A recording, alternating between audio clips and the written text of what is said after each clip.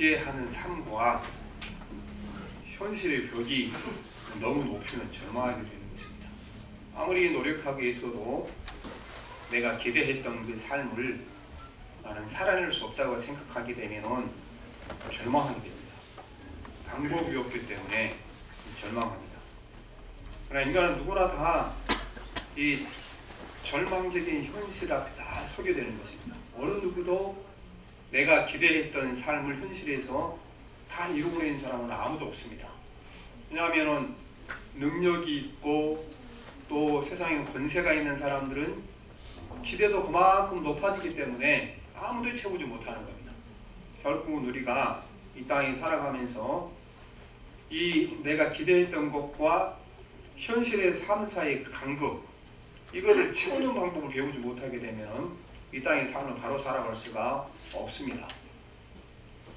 우리는 이제 지금 어른이 되신 분들은 다들 어렵게 자랐습니다. 먹는 것, 입는 것 어려웠고, 그 다음에 학교 가서 공부하고 싶어도 다 공부하지 못하고 이런 시대를 살았죠. 그러니까 우리 아이들은 이렇게 잘 먹여주고 잘 입혀주고 학교 보내주고 이러면 인생이 다 끝난 줄 알았죠. 그런데 지금 우리가 그렇게 잘 내가 뼈 빠지게 일해서 잘 먹혀주고 입혀주고 또 좋은 학교도 보내주는데 그 사람들이 우리보다 더 불행하게 살아갑니다.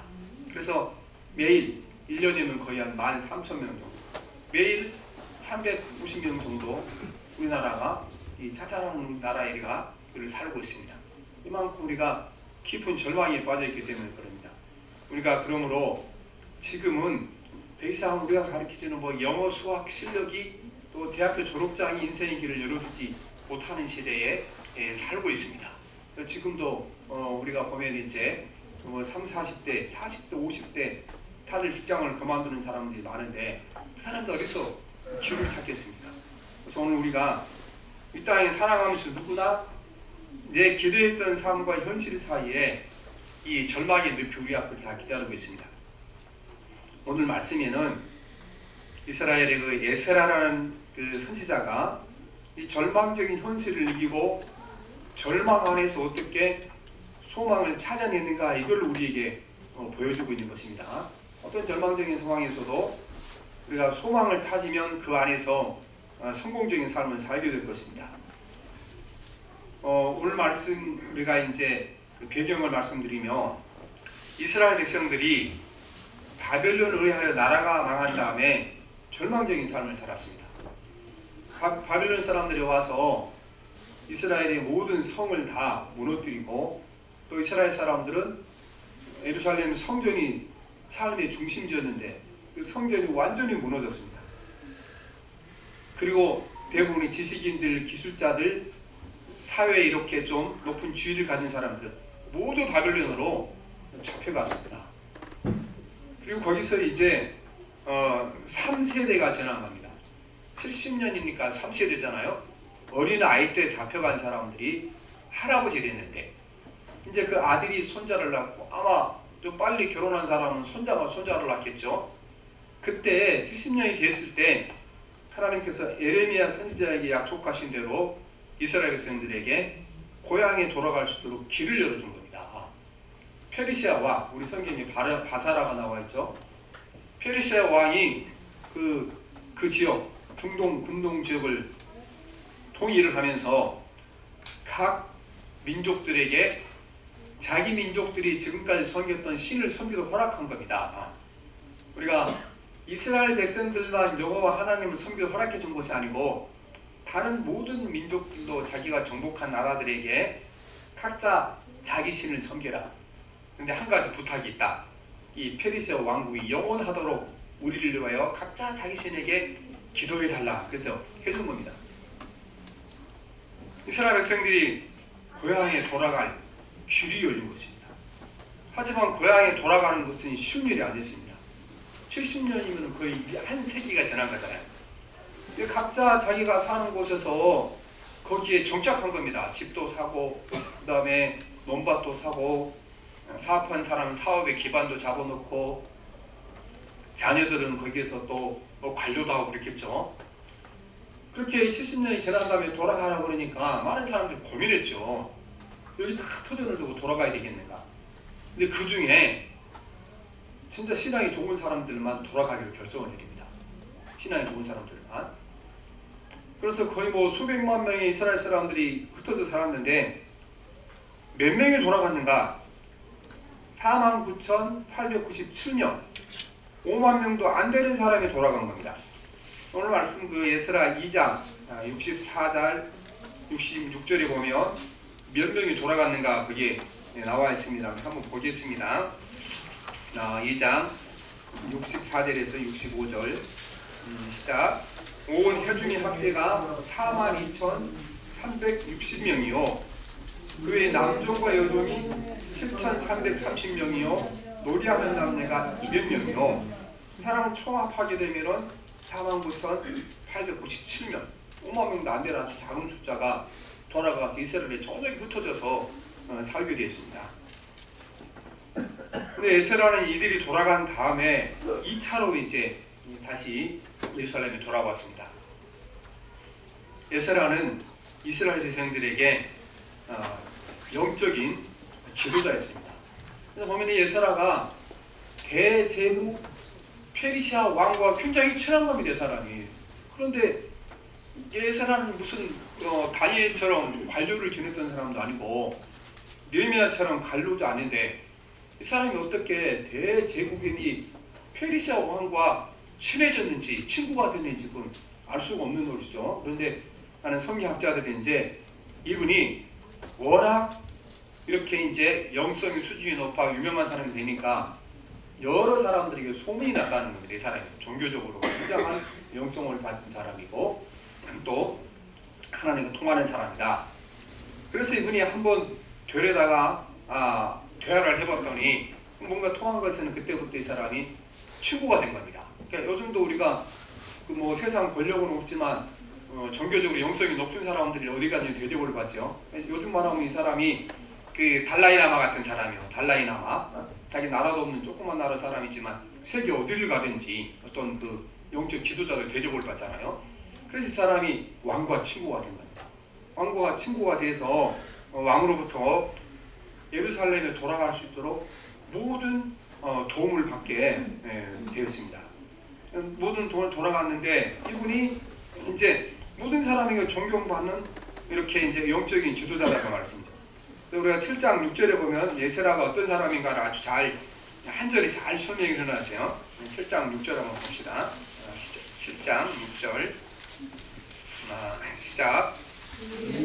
에스라가 바벨론에서 올라왔으니 이스라엘의 하나님 여호와께 주신 모든 모세 율법에 익숙한 작자로서 하나님 여호와의 부르심을 이름으로 왕에게 구하는 것은 다 받은 자이더니. 그렇죠. 하나님 성경에 익숙하고 율법에 익숙하고 이번에 아무튼 이 성경에 대해 해박한 지식을 가졌는데 머리에 지식만 든 것이 아니고 삶도 영적인 삶을 살았기 때문에 모든 사람, 불신자에게도 존경을 받는 그런 훌륭한 영적 지도자가 돼서 이 페르시아 왕으로부터 천복적인 지지를 받는 이런 아주 훌륭한 사람이었습니다. 그래서 왕의 도움을 받아서 이스라엘 백성들을 이제 데리고 와서 그 다음에 이스라엘 백성들에게 율법을 가르치는 일을 했죠. 율법을 가르치는 일. 근데 이처럼 그 신앙이 진짜 좋은 사람들만 예루살렘에 돌아왔죠. 그리고 대제국 페르시아 왕에게도 소문날 만큼 어떤 실력을 갖춘 영적인 지도자가 그들을 지도했죠. 그런데 몇 년 지나지 않아서 이 유대인 그 귀한 공동체에 엄청난 문제가 발생하게 된 것입니다. 그 신앙이 좋은 사람들, 그 수준 높은 영적인 지도자를 가진 이곳에 엄청난 문제가 생긴 거죠. 그 문제가 이스라엘 백성들이 이방인 여자들과 결혼을 하고 그 사이에서 자녀가 태어나서 순수한 이스라엘 백성으로서 그 혈통을 잃어버리게 된 것이 죄를 짓게 된 것입니다. 또 이거는 율법이 철저하게 금지하는 것이고 이스라엘이 바벨론 포로로 잡혀가 원인이 여기 있었거든요. 원인이. 다시 이 사람들이 쉽게 말하지 돌아보게 된 거예요. 다시 제자로 돌아간 겁니다. 9장 1절 2절에 보면 이 상황이 나와 있습니다. 한번 봅시다. 에스라 9장 1절 2절. 이 일 후에 백성들이 내게 나와 이르되 이스라엘 백성과 제사장들과 레위 사람들이 이 땅 백성들에게서 떠나 이제 아니하고 가나안 사람들과 헷 사람들과 그리스 사람들과 여부수 사람들과 암몬 사람들과 모압 사람들과 애굽 사람들과 아모리 사람들의 가증한 일을 행하여 그들이 딸을 맞이하여 아내와 며느리로 삼아 거룩한 자손이 그 지방 사람들과 서로 섞이게 하는데 방백들과 고관들이 이 죄에 더욱 으뜸이 되었다 이르는지라. 그렇죠. 이 죄를 지었는데 고관들과 방백들이 으뜸이 된 겁니다. 이 사람들이 왜 이방인으로 결혼을 합니까? 이 사람들이 이제 마구 와서 정착한 사람들이고 원래 정착해 있던 이방인들은 지금 그 사람들 거기서 다 부자들이고 힘 있는 사람들이죠. 이들이 결혼 생활을 함께 해놓게 되면은 여러 가지로 경제적인 이득을 보여줄 수 있겠죠. 자녀들도 이렇게 출산하기가 좋아지는 그렇게 되니까 이렇게 허락한 겁니다. 주로 고관들과 또 그 지방 귀족들 이 사람들이 결혼을 하게 된 겁니다. 그래서 이 상황을 뒤늦게 에스라가 알고 절망에 빠집니다.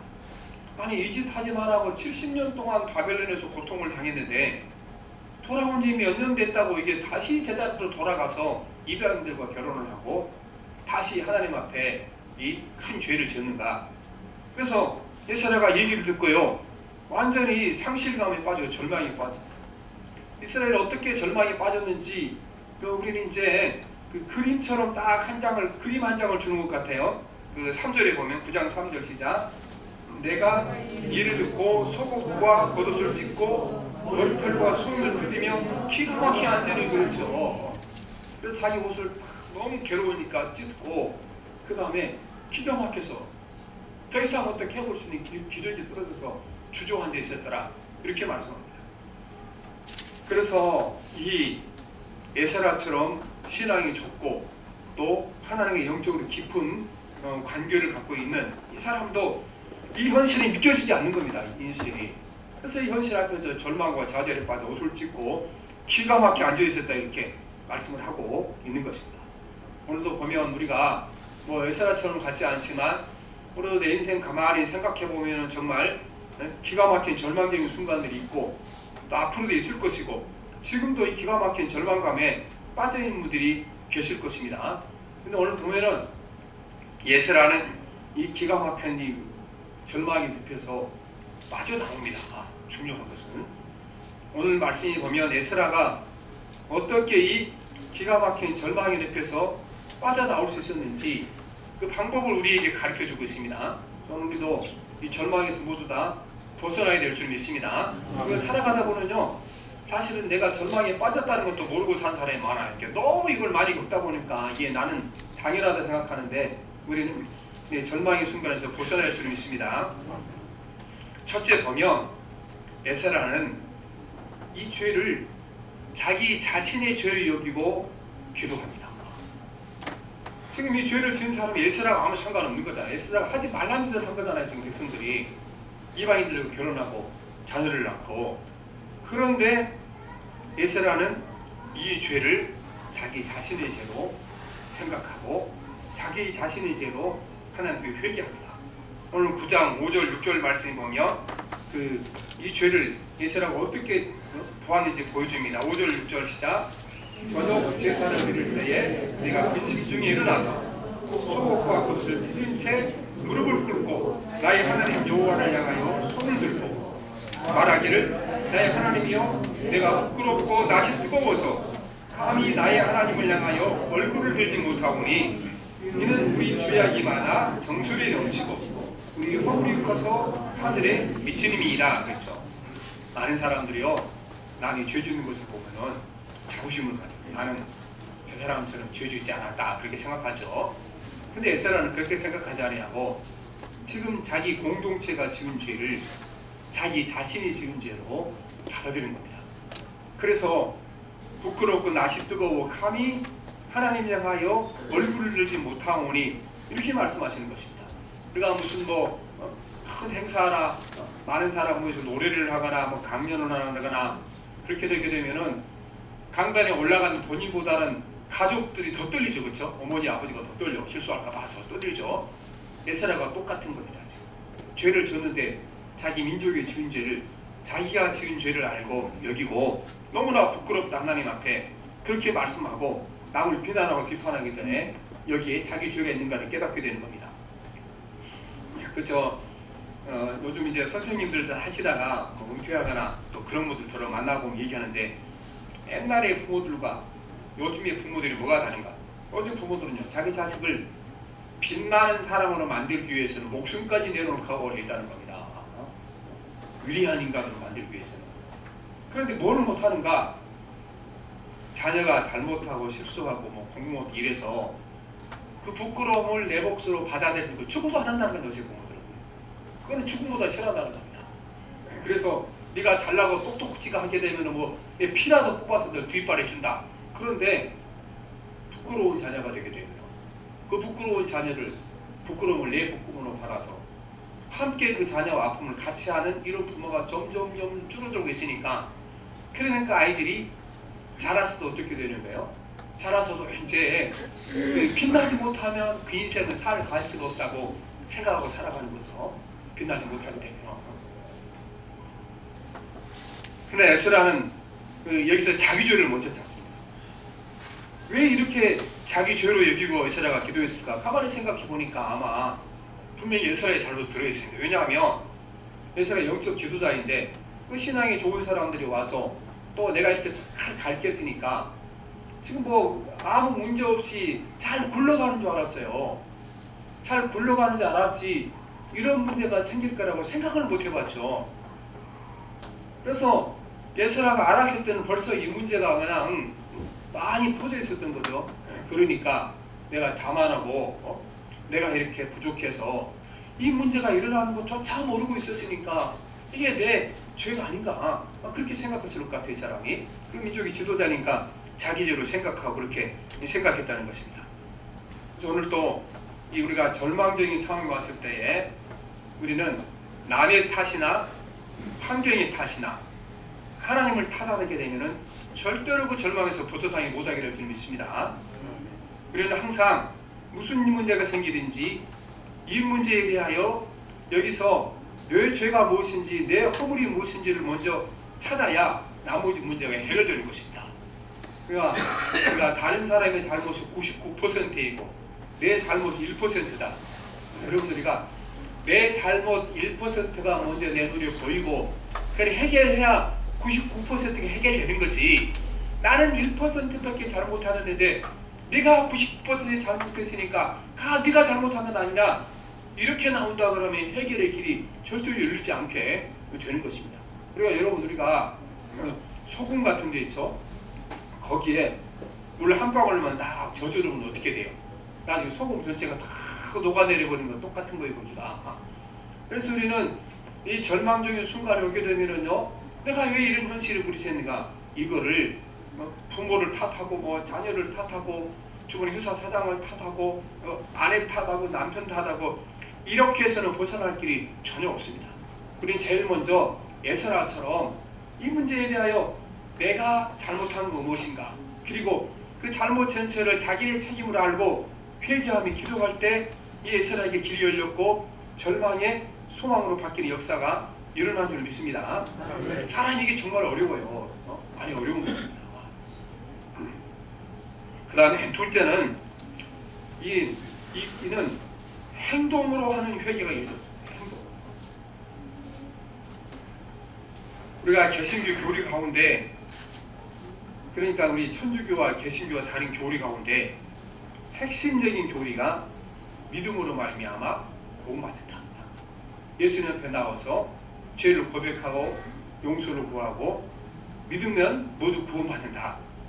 이게 우리가 교리인데, 그런데 이 성경 말씀이 맞습니다. 하지만 믿음으로 말미암아 구원받는다, 이거를요 사단이 우리를 오용하게 만드는 겁니다. 사단이 오용하게 만들어서 이걸 어떻게 받아들이냐 그러면은 무슨 죄를 지었든지 무슨 잘못을 지었든지 하나님 앞에 나와서 하나님 내 잘못했습니다 용서해 주세요. 그러면은 모든 문제가 해결된다고 생각하는데 믿음으로 구원받는 말씀이 결코 그 말씀이 아닌 것입니다. 먼저 우리는 내 안에 믿음이 들어와야 믿어지는 거잖아요. 그러니까 천국이 믿어지는 거, 하나님이 보이지 않은 하나님 여기 계신 것이 믿어지는 거, 그거 인간 의지로 되는 것도 아니에요. 성경에 보면 그게 어떻게 믿어지는가? 하나님 우리 가운데 믿음을 줄 때 그 믿음으로 믿는 것이지 내 믿음으로 믿는 것이 아니다, 그렇게 말씀을 하는 것입니다. 그래서 에베소서 2장 8절에 보면 너희는 그 은혜로 인하여 믿음으로 말미암아 구원을 받았니 이것은 너희에게서 난 것이 아니요 하나님의 선물이라고 말씀하죠. 하나님의 선물로 우리 믿음을 주셔야 믿어지는 겁니다. 선물을 누가 받는가? 하나님과 나 사이에 소통이 돼야 줄 것 아니에요. 하나님과 나 사이에 소통이 안 되는데 믿음을 어떻게 받아요 우리가? 그러면 하나님과 나 사이에 소통을 막고 있는 것을 뭐라 그랬습니까? 이사야 59장에 보면 죄가 내와 너 사이를 막았다 하잖아요. 그러면 우리가 믿음을 선물로 받으면 어떻게 됩니까? 주님께 나와서 내 죄를 회개하고 사함을 받아야 소통이 이루어지는 거잖아요. 회개 없이는 우리가 아무것도 받지 못하게 되는 겁니다.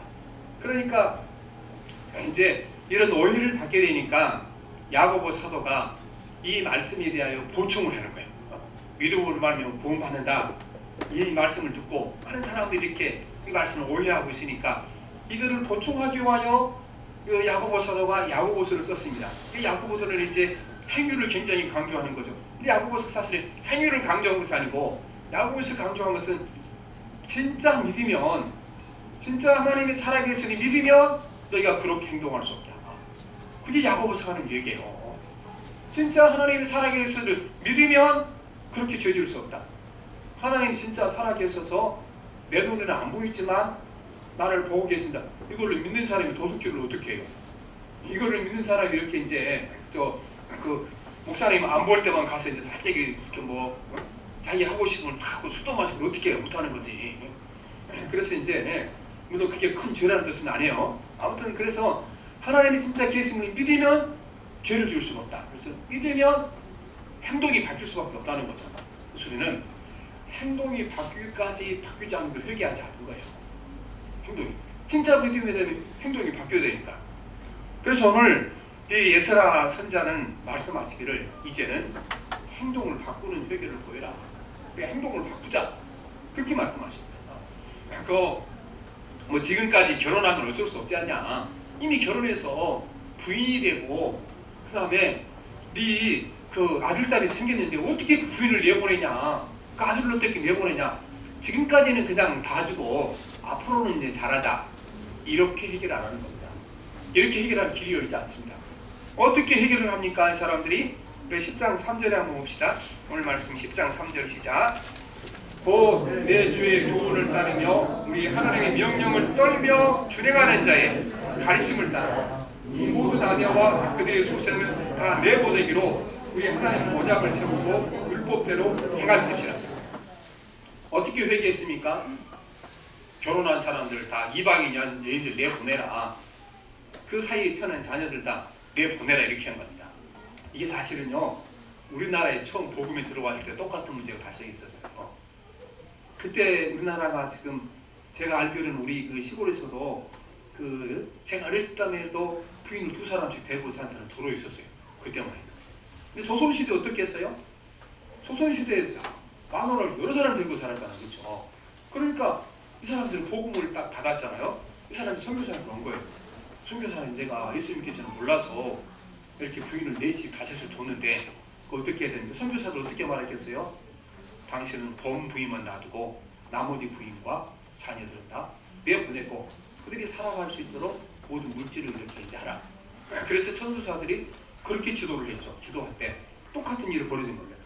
아무튼 제일 중요한 것은요, 이 회개가 어떻게 됐습니까? 아주 지독한 결단을 해야 되겠죠. 지독한. 자기가 어떻게 정들었게 살아왔던 부인과 또 자녀들이 무슨 죄의 사람들이 자기 그냥 태어난 건데 이들을 내보내야 한다고 말씀하시는 것입니다. 이러한 결단이 이미 하나님께서 아브라함에게 보여준 겁니다. 아브라함이 하갈과 결혼해 이스마엘을 낳았는데 하나님께서 어떻게 말씀하셨습니까? 하갈과 이스마엘을 내보내고 이삭에게서 이제 그 참된 그 이스라엘의 백성, 그 다음에 그 메시아가 올 거라 말씀하시는 것입니다. 그래서 우리가 행동이 따르는 회개가 없이는 소망의 길로 갈 수가 없습니다. 단순히 하나님 앞에 가서 하나님 잘못했습니다, 용서했습니다, 그게 아니고 지난날 내가 저지른 모든 죄 중에 내 몸의 모든 습관에 대한 죄 중에 더 이상 결단이 없이는 소망이 없는 줄을 믿습니다. 그거 아무리 안고 여러분 부르짖어 봤자 길이 열리지 않습니다. 그 다음에 셋째는 우리가 회개의 핵심은 버리는 결단입니다. 버리는 결단. 우리가 회개했는데 말씀하시는데 그 핵심은 이방 여인들과 그들이 낳은 자식들을 버리는 것이다 말씀하시는 거죠. 그래서 오늘 말씀에 지금 이 기가 막힐 절망적인 순간을 맞았는데 여기서 벗어나는 길은 뭐가 있는가? 이 문제 해결하는 방법이 빼기를 통해 해결하는 겁니다. 빼기를 통해, 더하기가 아닌 빼기를 통해 문제를 해결하는 겁니다. 근데 우리는요, 무슨 문제가 생기는지 항상 더하기를 통하여 해결해야 합니다. 일단 우리가 여러분도 무슨 문제가 딱 생기면 무슨 생각이 납니까? 아, 돈이 좀 더 있으면 이 문제를 해결할 텐데. 그렇죠? 또 내가 지식이 좀 있으면 이 문제를 해결할 텐데. 누군가 나를 도와주면 좀 해결할 텐데. 그래서 문제를 해결하는 다 어디에 집중되어 있습니까? 다 더하기 해결이 됐어요. 그 더하면 해결될 거라고 생각합니다. 하나님의 방법은 더하기를 통해 해결하는 것이 아니고 빼기를 통해 해결하는 줄 믿습니다. 내가 귀하게 여기는 것들, 사랑하는 것들, 이거를 내놓을 때 진짜 문제가 해결되는 길이 거기서 열리게 될 것입니다. 사실은요, 더하는 것이 훨씬 어려운 일이죠. 아니, 돈이 없는 사람이 더 많은 돈을 더하는 것도 얼마나 어려워요. 어렵죠. 그 다음에 나이를 많이 먹은 사람들이 공부해서 지식을 늘리는 것도 얼마나 어려워요. 어렵잖아요. 그렇죠? 그 다음에 지위가 낮은 사람이 지위가 높아지는 것도 얼마나 어려워요. 사실은 사람들도 그런데요, 이제 더하는 것보다 빼기가 더 어려워요. 빼기는 쉽거든요. 빼기는 어떻게 합니까? 이미 있는 것 내놓으면 되는 거니까 자유의지로 결단만 하면 되는 겁니다. 그런데 사단 우리 가운데 강력하게 역사해서 이 빼기를 못하도록 강력하게 우리 가운데 우리 욕망이 요구하기 때문에 빼기가 그만큼 어려운 겁니다. 그래서 돈이 없는 사람은 밖에 가서 막 열심히 일고 부자가 되려 하고, 지위가 낮은 사람은 높아지기 위해서 아부도 하고 아첨도 하고 막 뇌물도 바치고 그러죠. 그런데 이거를 정말 내 가진 것을 내려놓기 위해서 그만큼 노력한 사람이 어디 있어요? 안 하잖아요. 근데 내려놓지 않고 빼지 않으면 문제가 해결되지 않게 되는 것입니다. 하나님의 방법은 우리를 빼기의 방법으로 우리를 문제를 해결하라 말씀하시는 것입니다.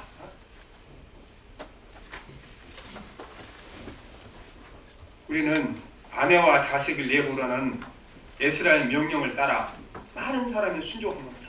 이 빼기가 얼마나 어려운 거예요? 뭐 통장에서 돈을 빼는 것도 아니고 창고에서 물건을 빼는 것도 아니고 자기 집안에 깊숙이 들어가는 내 존재 일부와 같은 부인과 자기 자녀들을 내보니까 얼마나 어려운 겁니까? 하지만 성령이 함께 하실 때 이 사람들이 빼기 작업을 잘한 겁니다. 그 사람들이 새로운 소망이 생긴 겁니다. 오늘 11절, 12절에 보면 에스라의 말을 듣고 이 이스라엘 백성들이 이 일을 다 결단을 합니다. 11절, 12절 봅시다. 시작.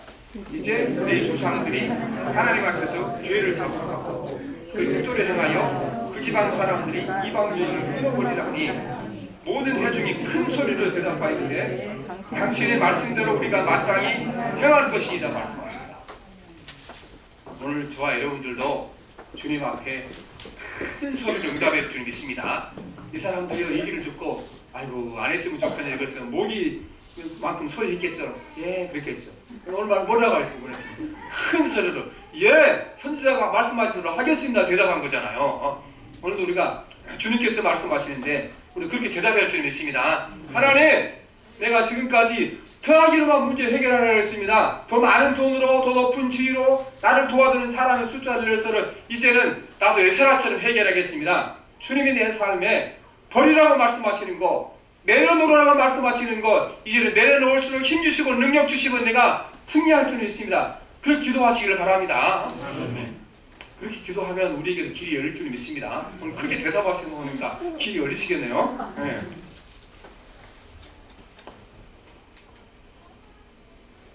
우리는 이제 구정 설도 얼마 안 남았는데 사실 우리가 진짜 설은 구정으로 지키잖아요. 설이 되는 사람들이 다 새 소망을 가지러 가잖아요. 사실은 또 늘 그렇지만 금년처럼 어떠다 소망을 두기가 어려운 시대에 이르렀습니다. 그렇죠? 모든 뭐 공장이나 또 개인 사업하는 사람은 문 닫는다고 날리고 또 직장 다니는 사람은 직장에서 막 잘리고 이런 일이 지금 벌어지는데 2023년도에는 이게 최절정이 이룰 거라고 이야기하니까 소망이 없는 것처럼 이게 보이게 되는 것입니다.